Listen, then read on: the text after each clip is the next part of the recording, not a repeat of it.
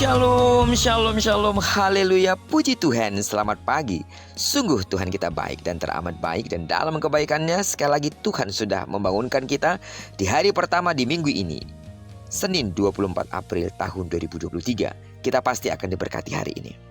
Baiklah, seperti biasa sebelum kita lebih jauh melakukan semua kegiatan pekerjaan kita hari ini, mari kita landasi hidup kita dengan mendengarkan firman Tuhan dari pembacaan Alkitab satu hari satu pasal dari bacaan 28 hari bersama kitab Kisah Para Rasul.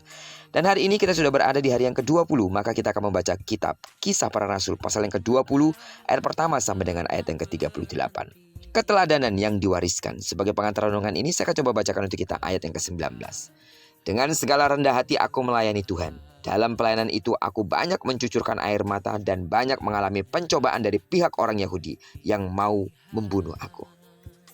Sidang jemaat Tuhan, perpisahan memang selalu mendatangkan kesedihan, betul bukan? Namun, ia tidak selamanya menyisakan nestapa atau kesedihan. Ia juga bisa bersumbangsi membuat kehidupan menjadi jauh lebih baik. Teladan dari sahabat yang berpisah bisa menjadi pemicu untuk membangun kehidupan yang lebih baik, dan sahabat yang menjadi inspirator. Paulus menceritakan kehidupannya sebagai rasul kepada jemaat Efesus, kepada penatua yang datang ke Miletus. Dalam memberitakan Kristus, dia memang menghadapi banyak situasi sulit dan kerap membuatnya menangis. Para pembencinya bahkan sering mengancam akan membunuhnya. Namun dia tetap berjuang dan terus melayani demi kebaikan jemaat di Efesus. Baginya, Injil harus dibagikan kepada banyak orang. Paulus berharap pelayanannya mencapai garis akhir. Dia ingin mewariskan sesuatu yang baik bagi jemaat di Efesus. Setelah meninggalkan jemaat Efesus, Paulus ingin agar mereka saling menjaga sebagai umat Allah.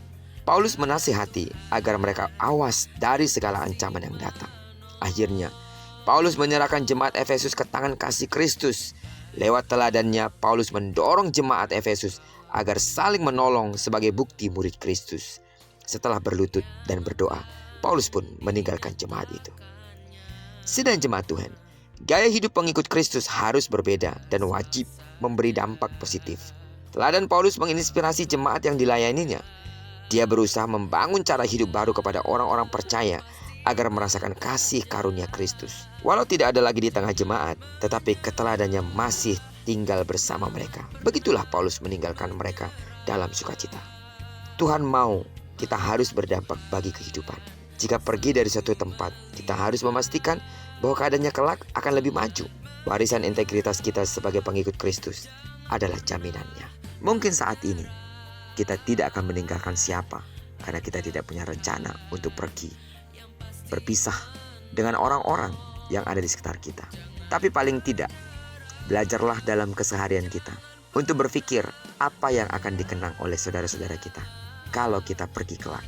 Satu hal yang kita bisa wariskan bagi mereka, keteladanan hidup kita, keteladanan iman kita, kekuatan kita dalam menempuh hari-hari yang mungkin sulit dan berat. Satu kali mereka akan berkata tentang kita bahwa kita adalah orang-orang beriman yang sungguh kuat, memikul segala tanggung jawab dengan penyerahan penuh kepada Tuhan. Karena kita punya keyakinan Tuhan adalah satu-satunya penyelamat hidup kita. Tinggalkanlah warisan yang baik kepada siapapun yang ada di sekitar kita kelak. Kepada suami, istri, anak-anak, orang tua, atau siapapun yang satu kali kelak akan meninggalkan kita atau mereka yang akan meninggalkan kita. Sehingga kesan pertama yang ada dalam benak mereka tentang kita adalah bahwa kita orang-orang beriman.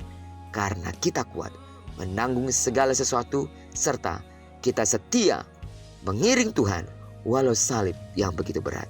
Terpujilah nama Tuhan. Diberkatilah kita di sepanjang hari ini, digenapi firman yang telah berjanji bahwa apa yang dikerjakan tangan kanan dan tangan kiri kita dibuatnya berhasil. Amin. Kemanapun kaki kanan dan kaki kiri kita melangkah, di sana pasti kemuliaan Tuhan akan dinyatakan.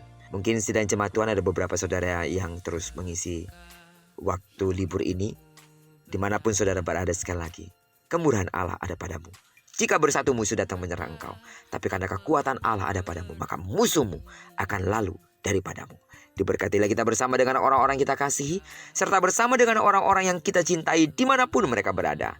Terpujilah nama Tuhan. Shalom.